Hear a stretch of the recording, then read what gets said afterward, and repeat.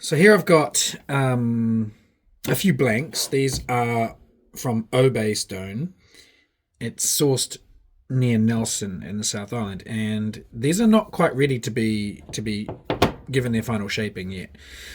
You can sort of see the shape that they have, but I've only managed to grind these down to a fairly coarse grit, and there are still areas where it's not flat. So I can feel from the original cutting of this material that there's quite a big bump here which hasn't been smoothed properly. So I've coloured that in with a red orange pencil, and the idea is that the pencil will get into the depressed areas, and then when I continue flattening this off with a coarse grit, I'll keep going until that pencil disappears. And when all of that pencil has disappeared, then I know that the rest of the surface is flush with that area. So that's what I'm doing. I found another bump down here. I'm just feeling it with my finger. So I'm just running my finger across the surface until I find bumps that I can't see really very well with my eyes. But I found a bump there. And if I kind of draw it with the pencil, you can actually see one of the cut marks is now visible from the original saw blade when this was cut. And it's that section there that still needs to be flattened. So I need to flatten down this whole surface, probably nearly 1/3 of a millimeter, I would say, until that is gone. So that's what I'm doing. I'm just going along each of these blanks with my finger, feeling for any obviously uneven sections. There's some more there. So that I can get the material and get the piece as flat as possible before I move to the smaller grit of cutting and polishing. So that's what I'm going to do. I'm going to go through these three. This one here I've also done a little bit on as well. You can see I tried with a black Sharpie here already, but the stone is not that tightly grained. It's a little bit porous, so actually the Sharpie pen will actually go into the stone a little bit more than what I would like. So I'm not so happy about using the Sharpie. I'm not going to do that anymore. Using a pencil means that it doesn't go into the stone. So just feeling for more bumps. It's quite flat, this one. Yeah, there's a bit there. That's nice and flat. Flat on the back, flat on the top. So these two blanks then are ready to be given their final 80 grit flattening, and that will get rid of any of these divots and depressions, and then from there we can start doing the proper shaping and moving on towards the lower or the higher grits and giving it a bit of surface finish. But I'll flatten them first.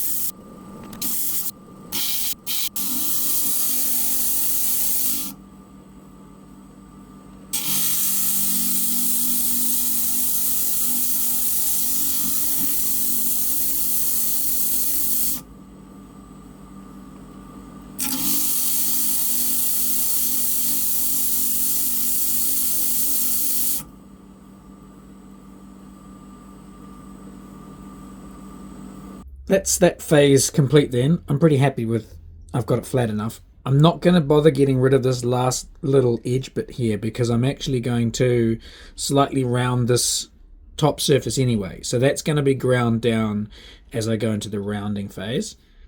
The rest though, all pretty good. I've got rid of all of the pencil marks and I've got some pretty flat now blanks with which I can work. Those two are done. This one I'm going to leave for another day. This one needs some considerable shaping because it's not actually a straight line there.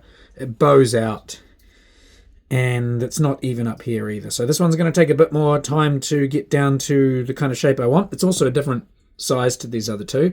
So I'm going to put that aside for another day, and these will be the two that I work on. This one here is even rectangle, and this one here already has some kind of blade shaping. It's very thin at this end.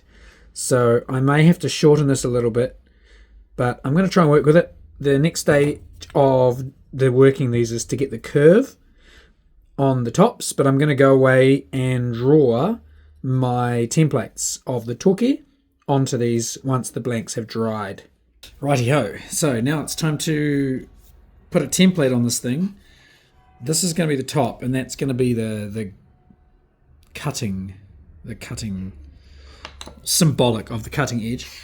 So I'm going to find the midpoint of the toki to begin with. We've got 39, 38, 38, 30, 36.5, 37 millimeters. So I got 18 and a half is there. I'll put a midpoint there. I need a midpoint on the top of the blade. 18. And down the bottom. Ugh. I'm using this excellent technical ruler here, the unicorn. It's been supplied by my daughter. Right, so it's not really designed for this kind of work, but it'll get me through. It'll do the job. Okay, that is basically the midpoint. Doesn't need to be perfect. It's just a guide, really, to help me.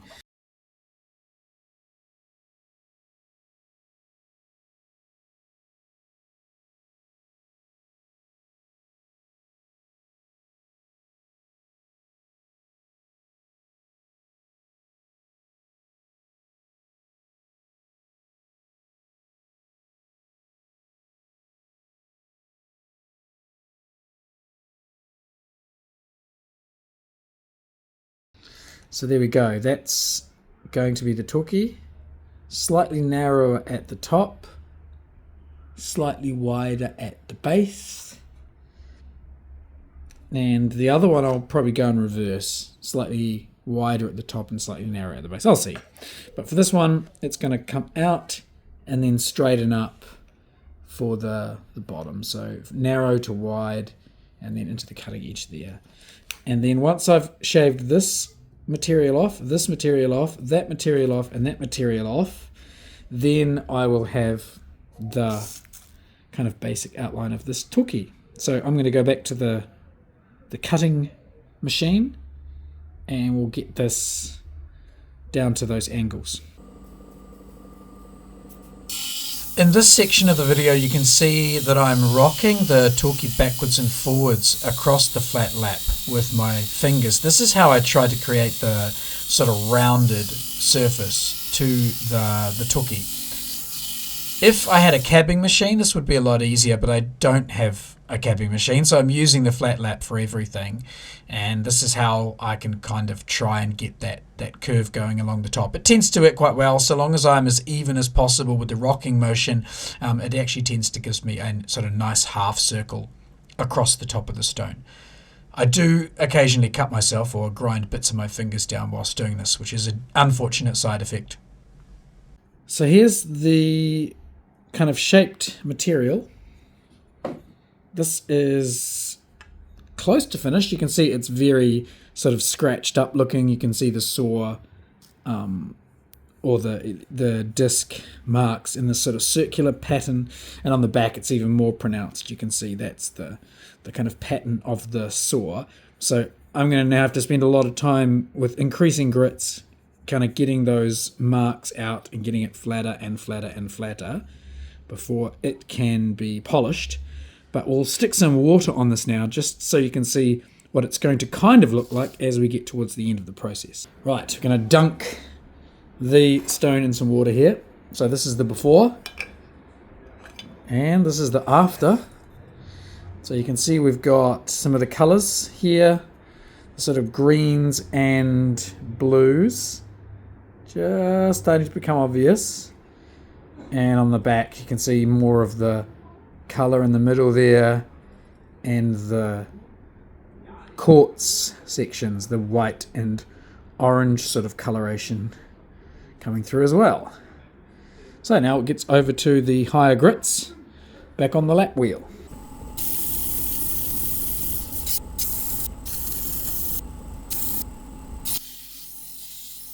This is the last phase then of the kind of initial shaping for the toki.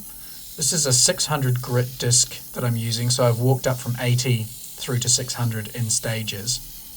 Some carvers will stop here and go straight to polish, but I tend to keep pushing beyond 1,000, in fact 2,000 grit. The Obay stone that I'm using is also not very dense, so it does, in my opinion, require a bit more of the smoothing with the higher diamond grits before going to a polish.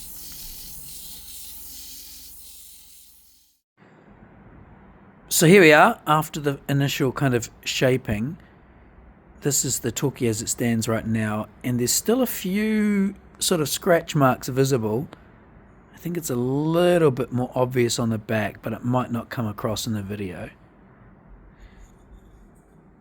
It's nowhere near polished, so the next phase is going to be the really fine grit and the polishing. I'm just going to put a little bit of beeswax on this so you can see what it looks like once it's got a bit of sort of shine to it.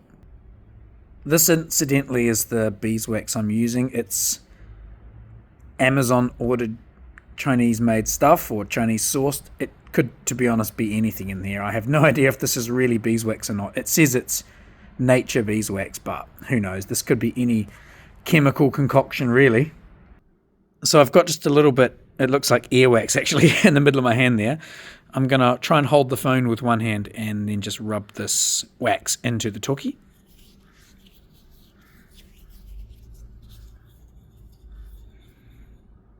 Okay, you can kind of see now that the wax is on the piece. I'm just using my thumb to kind of spread it in a little bit more.